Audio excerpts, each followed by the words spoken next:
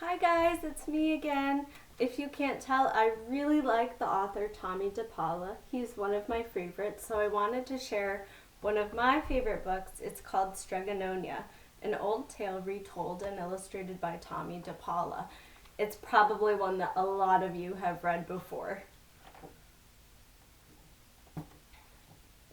In a town in Calabria a long time ago, there lived an old lady everyone called Strega Nona, which meant Grandma Witch. Although all the people in town talked about her in whispers, they all went to see her if they had troubles. Even the priest and the sisters of the covenant went because Strega Nona did have a magic touch.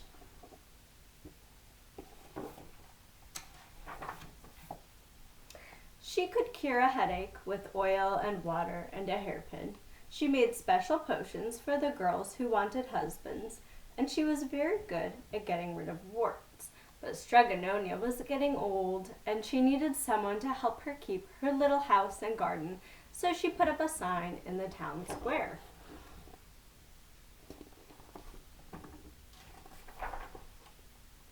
And Big Anthony, who didn't pay attention, went to see her.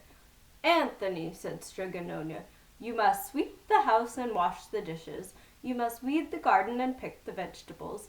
You must feed the goat and milk her, and you must fetch the water. For this I will give you 3 coins and a place to sleep and food to eat." "Oh, grazie," said Big Anthony. "The one thing you must never do," said Strega Nona, "is touch the pasta pot. It is very valuable, and I don't let anyone touch it." "Oh, yes," said Big Anthony. And so the days went by. Big Anthony did his work, and Strega Nona met with the people who came to see her for headaches and husbands and warts. Big Anthony had a nice bed to sleep in, next to the goat shed, and he had food to eat. One evening, when Big Anthony was milking the goat, he heard Strega Nona singing. Peeking in the window, he saw Strega Nona standing over the pasta pot.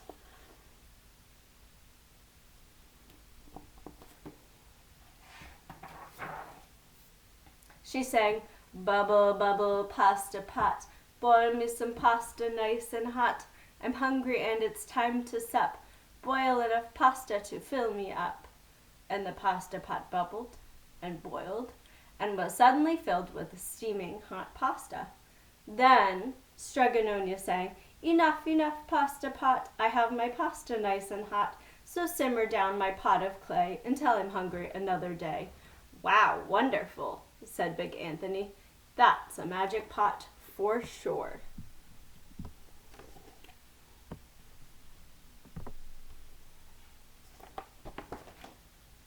And Strega Nona called Big Anthony in for supper. But too bad for Big Anthony, because he didn't see Strega Nona blow 3 kisses to the magic pasta pot.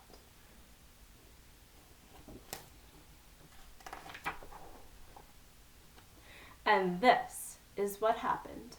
The next day, Big Anthony went to the town square to fetch the water. He told everyone about the pasta pot, and naturally everyone laughed at him because it sounded so silly. "A pot that cooked all by itself? You'd better go and confess to the priest, Big Anthony," they said. "Such a lie." And Big Anthony was angry, and that wasn't a very good thing to be. "I'll show them," he said to himself. "Someday I will get the pasta pot and make it cook, and they'll be sorry."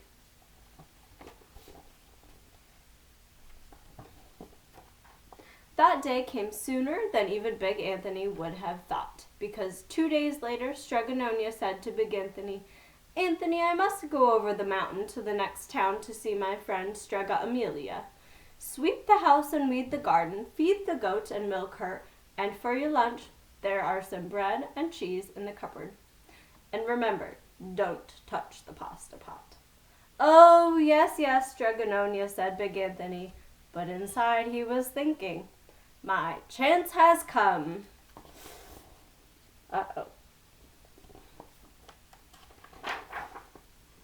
As soon as Strega Nona was out of sight, Big Anthony went inside, pulled the pasta pot off the shelf, and put it on the floor. "Now let's see if I can remember the words," said Big Anthony. And Big Anthony sang, Bubble, bubble, pasta pot, boil me some pasta nice and hot. I'm hungry and it's time to sup. Boil enough pasta to fill me up. And sure enough, the pasta pot bubbled and boiled and began to fill up with pasta.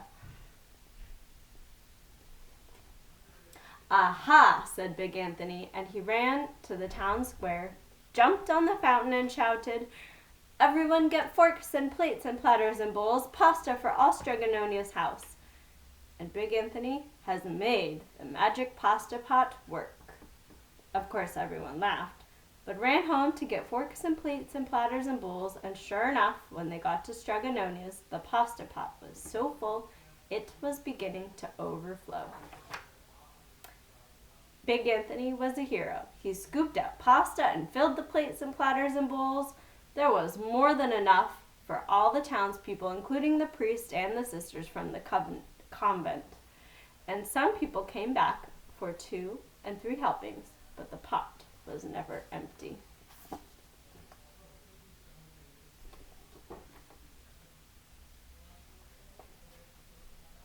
When all had had their fill, Big Anthony sang, Enough, enough, pasta pot, I have my pasta nice and hot.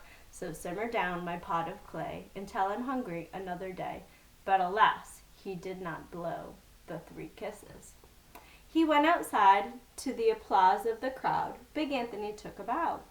He was so busy listening to the compliments from everyone that he didn't notice the pasta pot was still bubbling and boiling until a sister from the convent said, Oh, Big Anthony, look! And pasta was pouring out of the pot all over the floor of Strega Nonia's house and was coming out the door.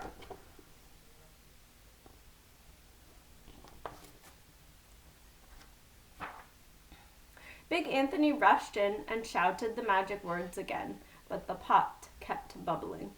He took the pot off the floor, but pasta kept pouring from it. Big Anthony grabbed a cover and put it on the pot and sat on it. But the pasta raised the cover, and Big Anthony as well, and spilled on the floor of Strega Nonia's house. I think he's in trouble now.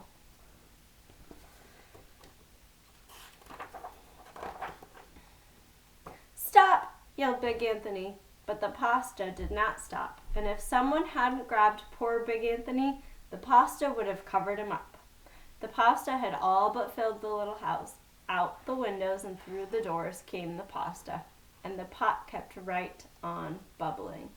The townspeople began to worry. Do something, Big Anthony, they shouted. Big Anthony sang the magic song again, but without the 3 kisses, it did no good. By the time the pasta was on its way down the road, all the people were running to keep ahead of it.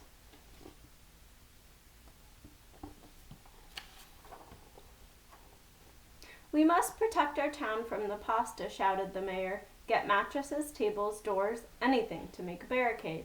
But even that didn't work. The pot kept bubbling and the pasta kept coming.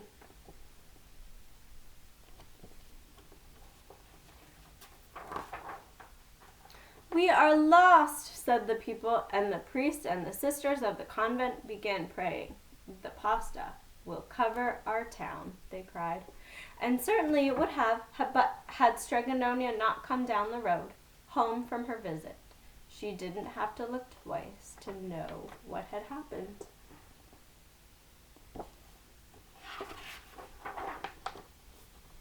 She sang the magic song and blew the 3 kisses, and with a sputter, the pot stopped boiling, and the pasta came to a halt. Oh, grazie, thank you, Strega Nona, the people cried. But then they turned on poor Big Anthony. String him up, the men of the town shouted.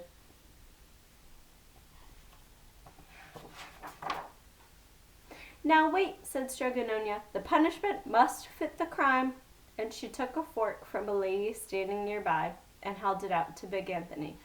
All right, Anthony, you wanted pasta from my magic pasta pot, Strega Nona said, and I want to sleep in my little bed tonight, so start eating.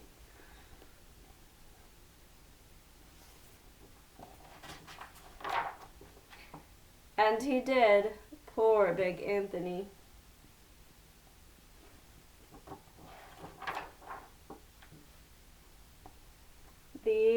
And